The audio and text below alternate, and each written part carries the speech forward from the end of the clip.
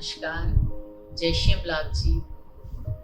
मैं आज आपको अपना इंट्रोडक्शन देने से पहले उस संस्था के बारे में बताना चाहूँगी जिसको आज मैं यहाँ रिप्रेजेंट कर रही हूँ। श्री हरमिलाप मिशन की स्थापना आज से 500 वर्ष पूर्व अखंड भारत के गजनी शहर में हुई थी। श्री हरमिलाप साहब जी मिशन के प्रथम गुरुदेव थे एवं वर्तमान में श्री मदन मोहन हरमिलापी जी मिशन के 12वें गुरुदेव हैं। संस्था के सभी गुरुदेव एक से बढ़कर एक संपूर्ण एवं सर्वशक्तिमान रहे। इसी महान मिशन के प्रतिनिधि के रूप में मैं संगीता हरमिलापी आज एवरेस्ट योगा इंस्टीट्यूट के पेज के माध्यम से आपके समक्ष मेडिटेशन के संबंध में बात करने आई हूँ।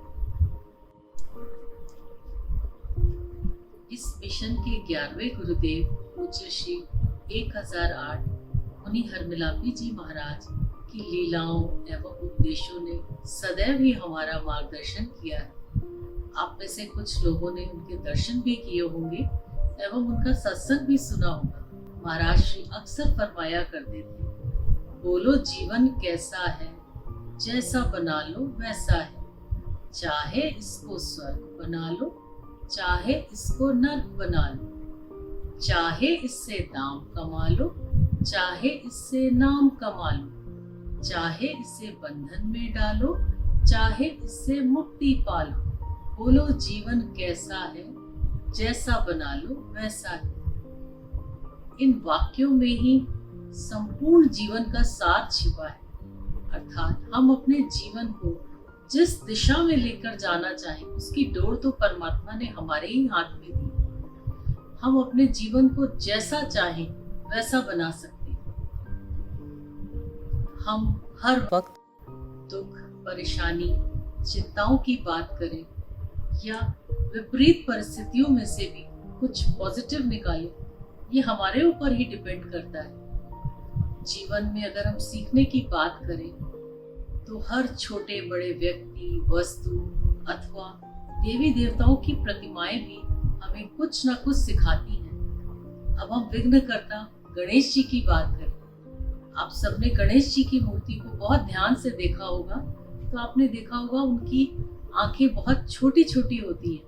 ये छोटी आंखें हमें ये ज्ञान देती हैं कि जीवन में हर चीज का सूक्ष्मता से ही देख परख कर कोई निर्णय लेना चाहिए। ऐसा करने वाला व्यक्ति जीवन में कभी धोखा नहीं खाता है।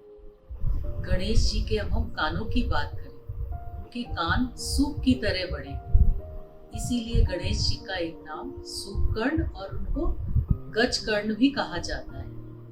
गणेश जी के सूप जैसे बड़े कान हमें यह सिखाते हैं कि जैसे जब हम सूप से किसी अनाज को छानते हैं तो अच्छा अनाज एक तरफ आ जाता है और कंकड़ पत्थर एक तरफ हो जाते हैं। अर्थात हमें भी अपने जीवन में स्पष्ट, साफ और अच्छी बातों को अपने अंदर लाना है और बुरी बातों को अपने अंदर नहीं लाना है। आपने गणेश जी की सूंड को कभी ध्यान से देखा है?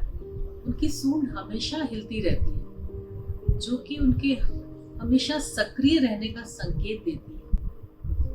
उनकी सूंड से हमें यह शिक्षा मिलती है कि जो व्यक्ति जीवन में कर्मशील होता है उसे कभी भी जीवन में दुख, गरीबी का सामना नहीं करना पड़ता। आपने गणेश जी का पेट देखा है? बहुत बड़ा होता है, इसीलिए उन्हें लंबोदर भी कहा जाता है। इसका अर्थ है कि वो अच्छी और बुरी दोनों ही बातों को बचा लेते हैं और किसी भी बात का निर्णय बहुत सूझबूझ से लेते हैं। अर्थात उनका बड़ा हुआ पेट हमें यह सिखाता है कि हमें भोजन के साथ साथ बातों को भी बचाना आना चाहिए। आपने गणेश जी के हाथ में मोदक देखा है? मोदक को पकड़ने के लिए 5 उंगलियों को जोड़ना पड़ता है, जो कि हमें जीवन में एकता का महत्व बताती है। अर्थात जब हम मिलजुल के सब किसी काम को करते हैं तो उसमें सफलता निश्चित है। गणेश जी का वाहन चूहा है। आपने देखा है चूहे को? चूहा इतना छोटा होता है कि घर में अगर आप कहीं भी छोटी सी जगह मिले तो वो प्रवेश कर जाता है।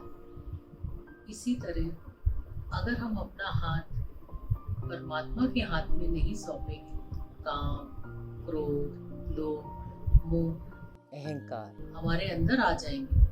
ये जीवन पतन के 5 कारण हैं। हमारे महाराज श्री फरमाया करते थे, जीवन उत्थान के 5 मूल मंत्र हैं: सेवा, सुमिरन, सत्संग, संयम, सादगी। एवं जीवन पतन के 5 ही कारण हैं: काम, क्रोध, लोभ, मोह, अहंकार। अर्थात हम इन चीजों से तभी बच सकते हैं जब हम अपना हाथ इस परमात्मा के हाथ में, अपने गुरुदेव के हाथ में सौंप दें, जो हमें इस संसार से पार कराएंगे। आप इमेजिन करें, अगर 2 बच्चे रोड क्रॉस कर रहे हैं, वो दोनों सेम एक ही एज ग्रुप के हैं और एक के साथ में उसके पेरेंट्स हैं और एक बच्चा अकेले रोड क्रॉस कर रहा है, तो आप देखेंगे जो बच्चा अकेले रोड क्रॉस कर रहा है वो डरा सहमा सा हुआ है, और जिसके साथ उसके पेरेंट्स हैं वो आराम से हंसते खेलते हुए रोड को क्रॉस कर जाता है। अर्थात हम अगर अपने जीवन की बागडोर अपने गुरुदेव परमात्मा को सौंप देंगे तो वो हमें इस भव सागर से जरूर पार उतारेंगे। बाहर की दुनिया से खुद को प्रभावित किए बिना स्वयं को समझने की प्रक्रिया को ही ध्यान लगाना कहते हैं। शुरू में जब हम ध्यान लगाएंगे तो हमारा मन नहीं टिकेगा, क्योंकि हमारा मन चंचल होता है, कभी इधर जाएगा कभी उधर जाएगा। साथ ही हमारे मन में कभी अच्छे विचार आएंगे, कभी बुरे विचार आएंगे। इसमें हमें ध्यान लगाते समय हमें अपने मन में आने वाले विचारों का टकराव नहीं देखना है, बल्कि अपने मन में उठने वाले नेगेटिव विचारों के ऊपर पॉजिटिव विचारों को रखना है। धीरे धीरे हम अभ्यास से एक ऐसी सीमा पे पहुंच जाएंगे जब सब विचार खत्म हो जाएंगे और हम शून्य में पहुंच जाएंगे।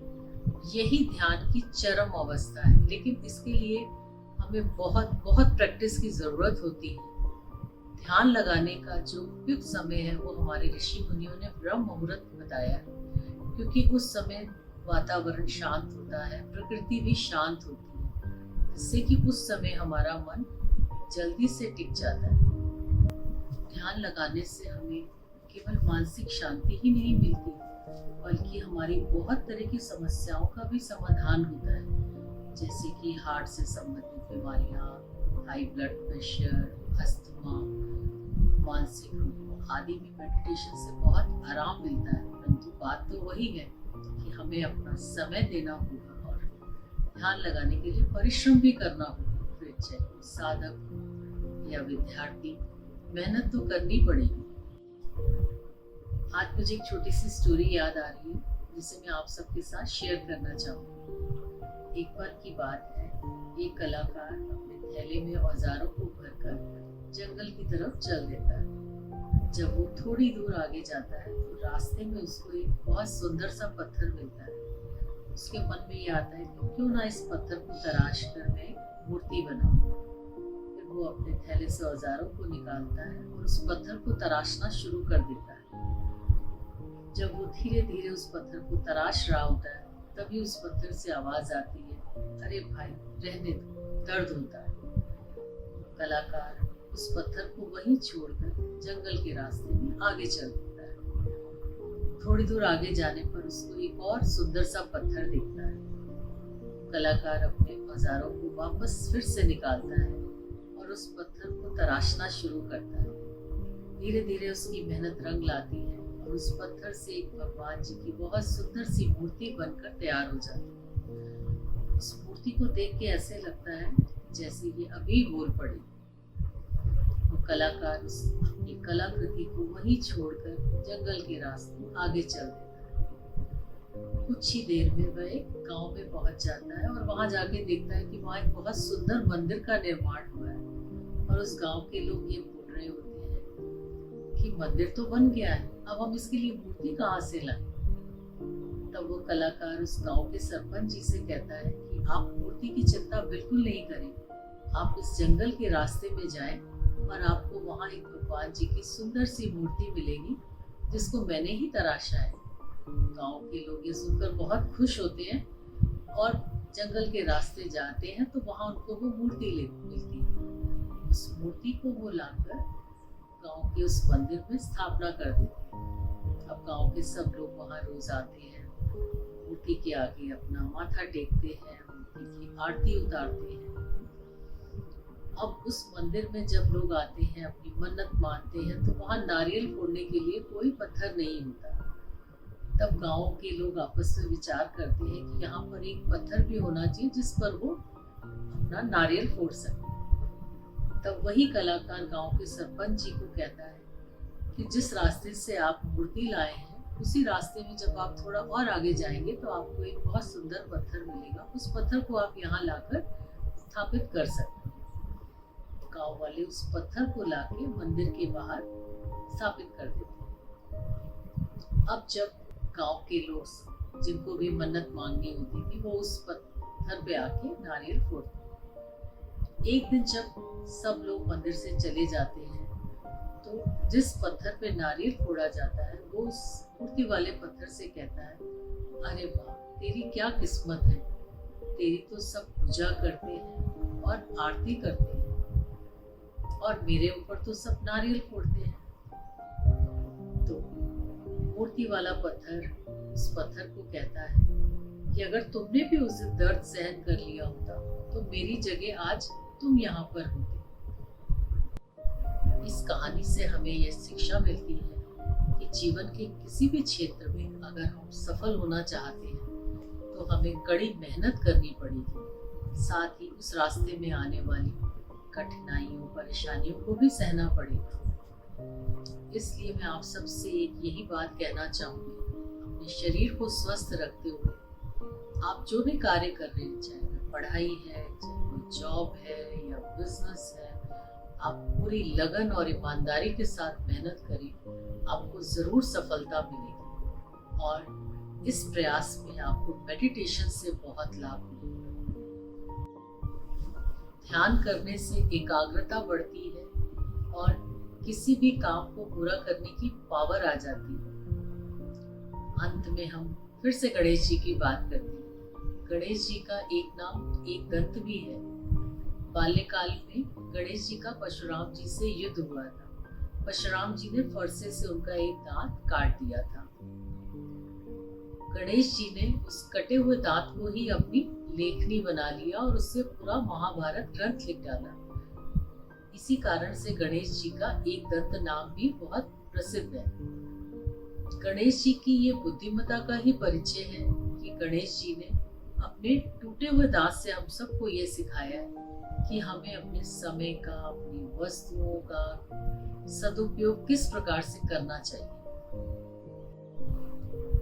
श्री हरमिलाप मिशन के द्वारा लॉकडाउन के कठिन समय में समय का सदुपयोग करने व सकारात्मक सोच विकसित करने के उद्देश्य से पूज्य श्री मदन मोहन हरमिलापी जी के प्रेरणा से कई ऑनलाइन कार्यक्रम संचालित किए गए थे, जिसमें कि पेंटिंग, मेरी पूजा की थाली, लड्डू गोपाल का श्रृंगार एवं भोग, सुर व भाव प्रभा, प्रेरणादायक हस्तियों का चरित्र चित्रण, कल्पना की पुराण, मीट विद लव व नियमित योगाभ्यास ऐसे आदि कई ऑनलाइन कार्यक्रम संचालित किए गए। इसके साथ ही साथ हरमिलाप मिशन के द्वारा विभिन्न शहरों में स्थानीय प्रशासन के सहयोग से जरूरतमंद लोगों को भोजन के पैकेट वितरित किए गए व पीएम केयर फंड में 11 लाख रुपए की धनराशि भी डोनेट की। पूरे समाज में योगा के प्रति जागृति लाने के लिए एवरेस्ट योगा इंस्टीट्यूट के डायरेक्टर संजीव त्यागी जी के द्वारा इस दिशा में किया गया एक सार्थक प्रयास है। संजीव त्यागी जी श्री हरमिलाप मिशन से लगभग 15 वर्षों से जुड़े हुए हैं तथा महाराज श्री के चरणों में उनकी अपार आस्था है। वर्तमान में वे लुधियाना में अपना योगा इंस्टीट्यूट चला रहे हैं। महाराज श्री की तरफ से संजीव त्यागी जी व उनकी टीम के लिए बहुत बहुत शुभकामनाएं एवं आशीर्वाद। नमस्कार।